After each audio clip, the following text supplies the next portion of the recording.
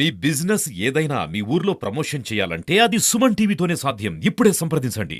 ఓం నమో వెంకటేశాయ. రోజు హోలీ పండుగ సందర్భంగా అందరికి కూడా తిరుపతి నగర ప్రజలందరికీ కూడా హోలీ శుభాకాంక్షలు తెలుపుకుంటూ ఈరోజు తిరుపతి నగరంలో 1972లో నాకు డాక్టర్ వెంకటరమణ గారితో మ్యారేజ్ జరిగింది. ఇక్కడే తిరుపతి నగరంలోనే తిరుచానూరులోనే. తర్వాత ఆయన ఒక లీడర్గా ఉంటూ ఉద్యమాలు చేస్తూ ఈవెన్ హిందీ మూమెంట్లో కూడా పెద్ద ఉద్యమం చేసినటువంటి సేవ చేయాలి, ఉద్యమాలు చేయాలి అనే ఒక నేపథ్యం కలిగినటువంటి వెంకటరమణ గారు 1978లో తిరుపతి కాంగ్రెస్ నగర అధ్యక్షుడిగా ఆయన పదవి చేపట్టడం జరిగింది. ఆనాటి నుంచి ఈనాటి వరకు కూడా మరి మా ఫ్యామిలీ ఒక రాజకీయ ఫ్యామిలీగానే కొనసాగుతూ ప్రజలకి, తిరుపతి నగర ప్రజలకి, మరి తిరుపతి నగర అభివృద్ధికి ఎంతో కృషి చేసినటువంటి వ్యక్తి డాక్టర్ వెంకటరమణ గారు. ఆ రోజున అగరాల ఈశ్వరరెడ్డి గారిని 1978లో నగర అధ్యక్షుడి బాధ్యతతో అసెంబ్లీకి పంపించినటువంటి కుటుంబం మాది. 78 తర్వాత 82లో మరి మున్సిపాలిటీ ఎన్నికలు రావడం జరిగింది. ఆ ఎన్నికల్లో మరి రామిరెడ్డి టీమ్గా మీరు ఇరువురు కలిసి మరి ఇక్కడ తిరుపతి నగరంలో మున్సిపాలిటీని కైవసం చేసుకోవడం, మరి ఆయన చైర్మన్గా, మరి వెంకటరమణ గారు వైస్ చైర్మన్గా కూడా 10 సంవత్సరాలు ఈ తిరుపతి నగర అభివృద్ధికి, తిరుపతి నగర ప్రజల శ్రేయస్సుకి ఇరువురు ఒక టీమ్గా కలిసి ఎంతో అభివృద్ధి చేయడం జరిగింది. ప్రజల్ని ప్రజాసేవకులుగా కూడా వారి ఇరువురు కూడా ఈ తిరుపతి నగరంలో పేరెందుకన్నారు. తర్వాత మరి మున్సిపాలిటీ ఎన్నికలే రాలేదు, చైర్మన్ అయ్యే పరిస్థితుల్లో మున్సిపల్ ఎన్నికలే రాలేదు. అటువంటి పరిస్థితుల్లో 1992 తర్వాత 99లో మాకు మరి ఎమ్మెల్యేగానే అవకాశం రావడం జరిగింది. అప్పటి వరకు కూడా రామిరెడ్డి గారితోనే కాంగ్రెస్లోనే 2 టైమ్స్ ఆయన మున్సిపల్ చైర్మన్గా చేసిన, 2 టైమ్స్ ఆయన మరి ఎమ్మెల్యేగా చేసిన మా కుటుంబ ఎంతో మరి ఆ ఎన్నికల్లో ఎంతో తోడ్పడేవాళ్ళం. ఈ తిరుపతి నగరంలో విజయడంకా మోగించడానికి ఎంతో శ్రమించేవారు. అటువంటి నేపథ్యంలో మరి 1999లో మన రామిరెడ్డి గారు చనిపోయిన తర్వాత మా కుటుంబానికి ఎమ్మెల్యేగా నిలబడే అవకాశం కాంగ్రెస్ పార్టీలో రావడం జరిగింది. మీకు అందరికీ తెలుసు, రాజకీయం అనేది ఒక చదరంగం లాంటిది. మరి దాంట్లో ఎవరో ఒకరు గెలవాలి, ఎవరో ఒకరు ఓడిపోవాలి అనేది సహజం. కాబట్టి మరి ఆనాడు ఉన్నటువంటి పరిస్థితుల్లో 1999లో ఓటమిని చవి చూసాం. 2004లో మళ్ళా టికెట్ వచ్చి అఖండ మెజారిటీతో, ఆనాడు కూడా 45,000 మెజారిటీతో మరి విజయం సాధించి జెండా ఎగరవేయడం జరిగింది. ఆనాటి నుంచి ఇప్పటి వరకు కూడా ఆయన వైస్ చైర్మన్గా ఉన్నప్పుడు కానివ్వండి, మరి రామిరెడ్డి గారు చైర్మన్గా ఉన్నప్పుడు కానివ్వండి, ఎమ్మెల్యేగా ఉన్నప్పుడు కూడా కానివ్వండి, అధికారం మా ఇంట్లోనే ఉండేది. అంటే ఈయన పని చేసేవారు. ఎప్పుడు కూడా మా ఇంటికి తలుపులు ఉండవు. ఎవరైనా poorest of the poor can come here and have some benefit అనేది మా ఇంటి చరిత్ర. అటువంటి నేపథ్యంలో 2004 తర్వాత 2009లో కూడా ఇదే మాదిరి మరి ప్రజారాజ్యం రావడం. ప్రజారాజ్యంలో మరి ఇతను బలిజ, చిరంజీవి బలిజ, ఈ ఈక్వేషన్లో మనం ఓడిపోతామేమో అని ఆనాటి రాజశేఖర రెడ్డి ముఖ్యమంత్రిగా ఇటు రెడ్లకు కేటాయించడం జరిగింది. రెడ్లకు కేటాయించడంలో కరుణాకర్ రెడ్డికి టికెట్ ఇవ్వడం జరిగింది. సో ఆ రోజు కూడా మరి విజయం వైపే అడుగులేసి తోడ్పడినటువంటి వ్యక్తి మన వెంకటరమణ గారు. ఆ రోజు ప్రజారాజ్యం పార్టీ ఎమ్మెల్యేగా చిరంజీవి గారు ఉన్న నగర అధ్యక్షుడిగా, మరి ఇన్ఛార్జిగా, తిరుపతి ఇన్ఛార్జిగా, ఆ రోజు కాంగ్రెస్ ప్రభుత్వం ఉంది. సో ఇన్ఛార్జ్ మనమే ఉన్నాం. కాబట్టి ఆ రోజు కూడా ఒకవేళ ఎమ్మెల్యేగా లేకపోయినా కూడా ఇక్కడి నుంచే మరి అన్ని పనులు కూడా జరిగేవి. తరువాత బై ఎలక్షన్ రావడం, 2012లో మళ్ళా ఆయనకు ఉప ఎన్నికల్లో సీట్ ఇవ్వడం, మరి కొన్ని కారణాల వల్ల మరి ఆయన ఎన్నికల్లో ఓటమి చవిచూడడం, తరువాత 2014లో ఆ రోజు మరి జై సమైక్యాంధ్ర మూమెంట్లో ఆంధ్రాను అన్యాయం చేశారు, ఈ ఆంధ్రాని నుంచి ఈ కాంగ్రెస్ని తరిమికొట్టాలనే నినాదం ఆ రోజు దేశమంతా కూడా కోల్పోయింది. ఏదైతే ఆంధ్రాను విభజించారో ఆ నేపథ్యంలో కాంగ్రెస్ పార్టీ దేశమంతా కూడా కోల్పోవాల్సి వచ్చింది తన అధికారాన్ని.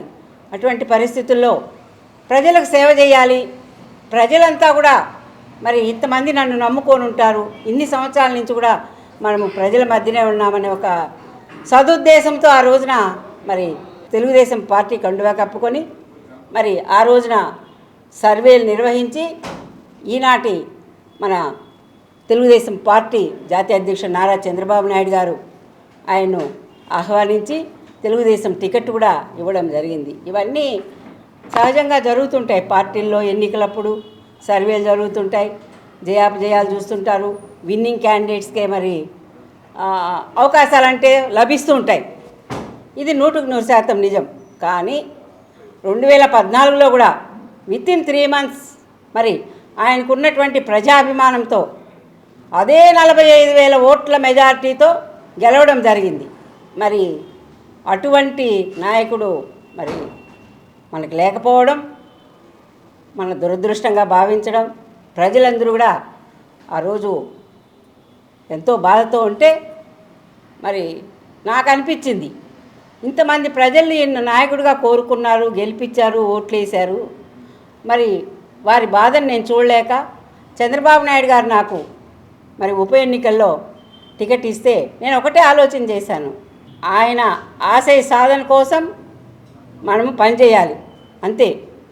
ఆయన పేరుకు ఎక్కడా మనము చెడు చేయకూడదు, తప్పు చేయకూడదు అనే ఒక ఆశయంతో, ఒక ఆదర్శంగా నేను నడిచాను. తర్వాత 19లో కూడా మరి నేను పడినటువంటి కష్టానికి, నేను చేసినటువంటి సర్వీస్కి చంద్రబాబు నాయుడు గారు నాకే టికెట్ ఇవ్వడం జరిగింది. అయినా నేను ఓడిపోలేదు. అప్పుడు కూడా అంత గాల్లో కూడా నేను ఓడిపోలేదు.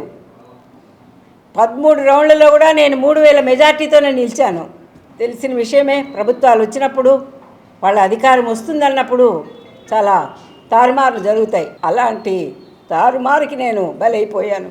అయినా కూడా నేను మరుసటి రోజు నుంచే ప్రజల్లో ఉండి, మనం వచ్చింది రాజకీయాల్లోకి ప్రజల కోసం వచ్చాం, సో ఆ ప్రజలకి ఎప్పుడు మనం అండగా ఉండాలి, నిరుత్సాహపడకూడదని నేను ఆ రోజు నుంచి ఈ రోజు వరకు కూడా యాజ్ ఆన్ టుడే నేను ప్రజల కోసం ప్రజల్లోనే ఉంటాను.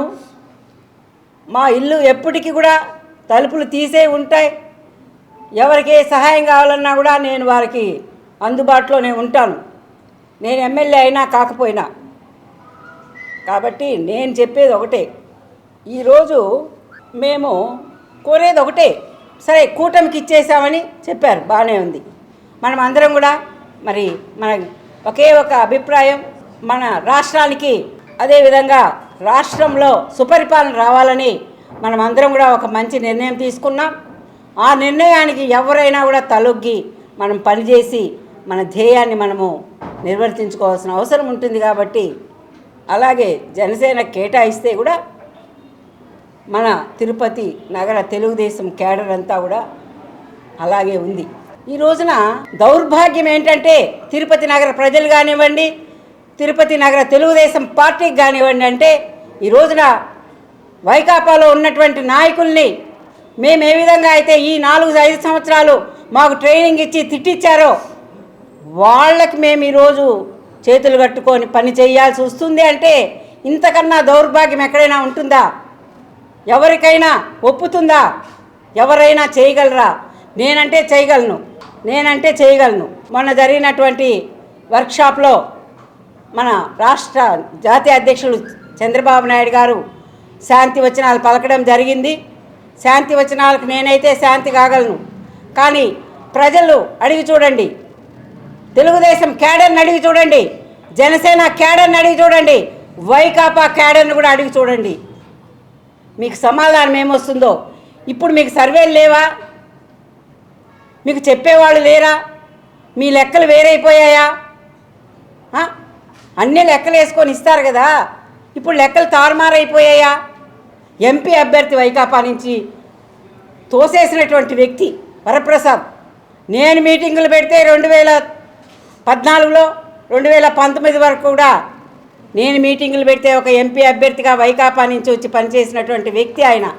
మరి గూడూరులో ఎమ్మెల్యేగా ఆయన పనికిరాడు అని తోసేస్తే ఆయనకి ఎంపీ టికెట్ ఇస్తారు. తెల్లారితో చేస్తే మధ్యాహ్నం టికెట్ ఇస్తారు. ఎక్కడండి ఈ అన్యాయము? ఏంటి ఇది? న్యాయమా? ఇది న్యాయమా? తిరుపతికి జరిగింది న్యాయమా? ధర్మమా? ధర్మో రక్షతి రక్షిత అని మార్పోగేటువంటి ఈ తిరుపతి నగరంలో ఇంత అధర్మము అన్యాయము చోటు చేసుకోబోతుంది అంటే ప్రజలు కానీ నాయకులు కానీ పార్టీలు కానీ తిరుపతి నగరంలో జీర్ణించుకోలేకపోతున్నారు. మీరు మరలా ఒకసారి పునరాలోచన చేయాల్సిన అవసరం ఉంది. జనసేనలో లేరా?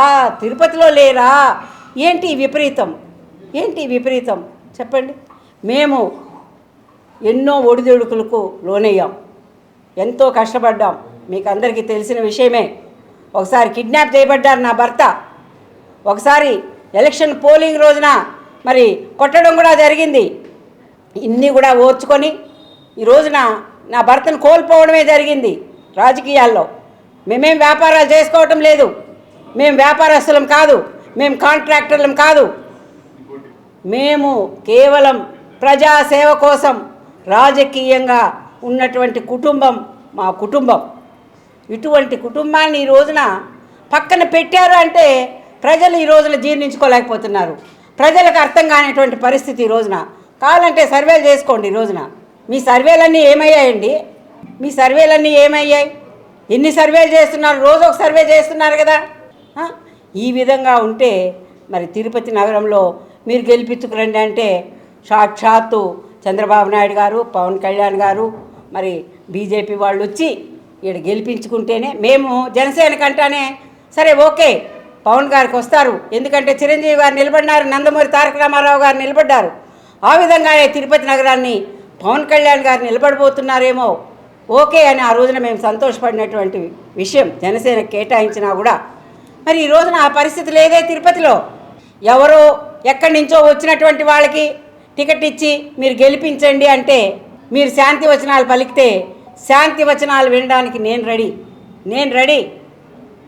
కానీ ప్రజలు శాంతి వచనాలు వినడానికి కానీ మా పార్టీలో నా వెంట ఉండి ఈ 5 సంవత్సరాలు కూడా ఏమీ వాళ్ళకి లాభం లేకపోయినా ఏమీ ఆశించకుండా నేను అధికారంలో ఉన్నప్పుడు కూడా వాళ్ళకి నేనేమీ చేయలేకపోయాను. వాళ్ళు ఏమీ ఆశించలేదు. కేవలం మేడం గారు ప్రజాసేవకే ఉన్నారు. ఆమె వెంట మనం నడవాలి అనే ఒక మంచి ఉద్దేశంతో నా వెంట నడిచినటువంటి మా క్లస్టర్ ఇన్ఛార్జీలు ఏమైపోవాలయ్యా? ఏ విధంగా తలెత్తుకొని తిరగాలి తిరుపతి నగరంలో? తిట్టిన వాళ్ళను పక్కన పెట్టుకొని, దోపిడీ దొంగల్ని పక్కన పెట్టుకొని ఏ విధంగా ఓట్లు అడగాలి ఈ ధర్మక్షేత్రంలో అనేదే నా ఆవేదన. కాబట్టి ఇవన్నీ కూడా పరిస్థితుల్ని మళ్ళా పునరాలోచన చేసి తప్పకుండా తిరుపతి సీట్ అయితే మరి మార్చాల్సిన అవసరం ఎంతైనా ఉంది. కాబట్టి మళ్ళా కూడా నాయకులు పునరాలోచన చేయాలని, ఈ సీటు గురించి దీర్ఘంగా చర్చించాలని నా కోరిక, నా విజ్ఞప్తి కూడా నాయకులకంతా కూడా. ఇంకా చెప్పాలంటే చాలా ఉంది.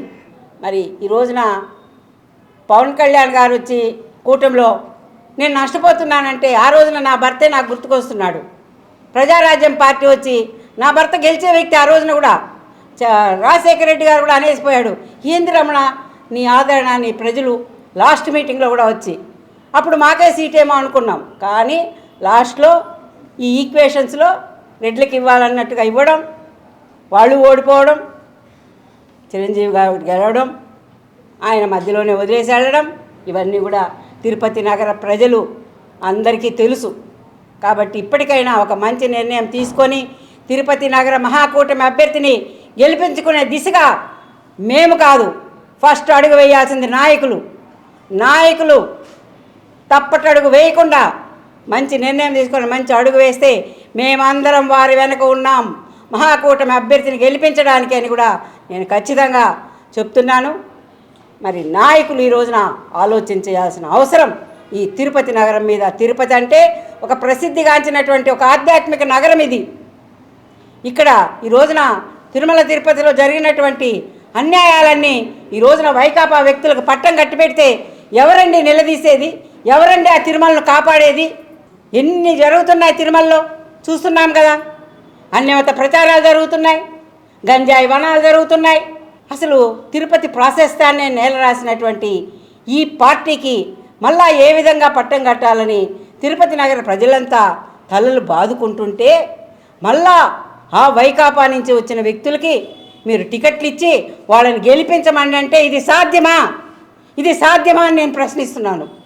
సాధ్యమని చేసే వాళ్ళని రమ్మనండి, వాళ్ళ వెంట నడవడానికి మేము రెడీగా ఉన్నాం.